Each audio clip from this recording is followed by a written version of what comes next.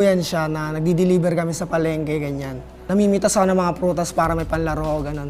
Pang-load ko siya para may pang-ML ako. Diyan ka talaga nagsimula. Humble experience mo talaga yan. Sino mga naging inspirasyon mo nung nagsisimula ka pa lang? Sino yung tinitingala mo talaga noon hanggang ngayon? Siguro si Boss D, pati si Sapno din kasi minessage ko. Pero si Boss D talaga yung pinaka-minessage ko na kinuha niya ako. Tas, kaya nakuha ko ni Boss D kasi nag-top 1 ako sa buong Pilipinas sa Stars. Yun, hanggang sa nakilala niya ako, nakalaro ko siya.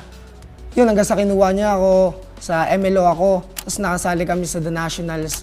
Hanggang sa nalipat naman ako dito sa NXP, sa team namin ngayon sa MPL.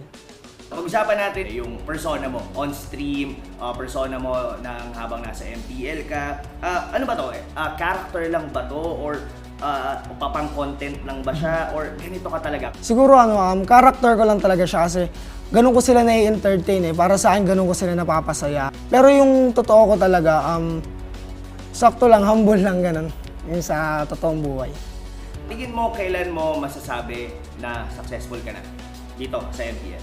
Siguro pag nag-champion tayo sa Worlds, sa M3, pag may M3. Siguro magtutuloy-tuloy pa rin ako kasi masaya naman ako sa ginagawa ko tsaka mas marami ako na-inspire ng mga tao.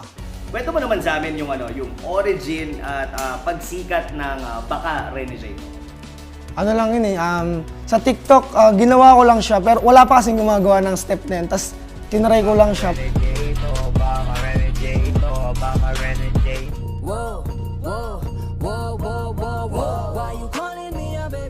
Bigla na lang siya nag-viral, tapos natuwa lang ako, tapos yun. Ano ang mabibigay mong inspiration para sa mga batang katulad mo noon na nangangarap lang din na makarating kung nasan ka man ngayon?